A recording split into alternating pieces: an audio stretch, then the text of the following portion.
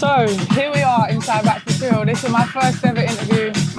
So this is Gus's first ever interview too. So bear with, but we're going to talk today about what Gus is up to and some topics around throwing events. Yeah? Yeah, for sure. So I'll pass the mic, boom. So I'm Gus, I run Off the Cuff. We're sort of a small underground London events brand. We started just after COVID and just really got into the London scene. We were throwing events up in Durham and Newcastle beforehand. Okay. But as students, so you get all this, it's a lot easier to run a student event, especially in a small uni town than it is somewhere like London. So we were coming in pretty fresh to London. None of us had lived in London before, didn't really know the clubs that well aside from the big ones. Talk about a few of a couple of the events you've done in London. So we've done events, we started off at the Dalston Den. Did quite a few events at the Dalston Den, that was really good. And then we wanted to change up a bit because you don't want to be tied down by one venue. So we've done some of the waiting room. The Club That Fits is our most recent that's what we've been doing stuff out recently. It's run by the same team that run Fold, so it's the guys, they really know what they're doing. They're really keen on good programming and just having a good time really. And they're but the main thing we struggle with is just it's alright for us is we've got jobs and stuff like that, just to pay all these massive they've got massive bar deposits, higher fees. If you're a student promoter in the city, you're gonna really struggle to start up a night. Some of the places are trying to get you to do 5k bar spend on your first night, a 200 cap I've venue. experienced it before. It's tough, especially when you're trying to do something in a city where you're not from. It's always a bit harder. Yeah, you don't have the fan base already. You can't you don't really have the 50 strong group of friends you'd have at uni to bring along. So we're really starting fresh and being hit with all these massive quotes for 5k bar spend and 500 quid flat hire fee on top of that. Plus another 500 quid if you didn't meet the bar spend. So it's we could just about afford that between four of us, but it's if you're a single promoter wanting to start off, you're having to put a lot of capital behind just starting up the event.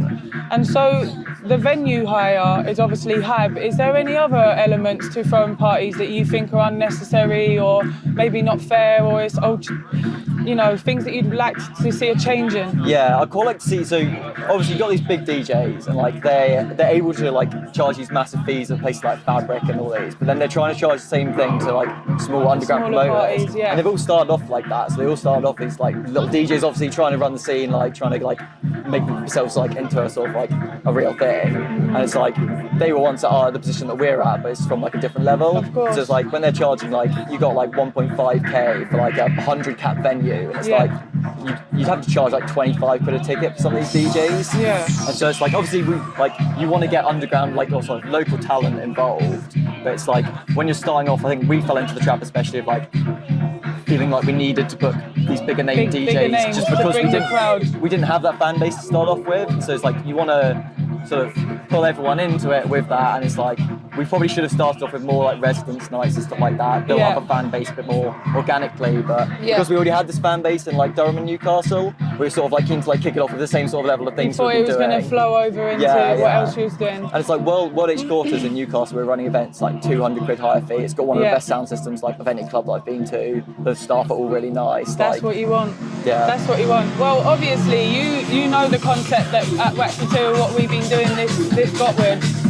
But I'm just going to briefly explain so that the people watching know. So this year we've got a concept that we reached out on our social medias to people that are attending Gottwood, people, industry professionals or even industry fans or contributors, to reach out to us and get in contact and hold a space where they can mix to a small crowd of people, which I'm currently looking at now, or have an interview, which is what we're doing now. And this guy is the product of that concept. So on the back of what you was just saying about booking bigger DJs and stuff like that, it's I haven't paid a single person that's coming in here, and I'm just being honest right now. All these people come forward and they've been buzzing to contribute. And to me, that's success. So maybe moving forward for promoters and other ones, maybe take that into consideration. Those sort of concepts that involve community, that's what really grows your brand. Because now we're going to be friends. We're going to be friends forever. I'm going to always recognise you. You come in my van and done my first interview. I'm going to touch you on many dance floors. So maybe take that on board.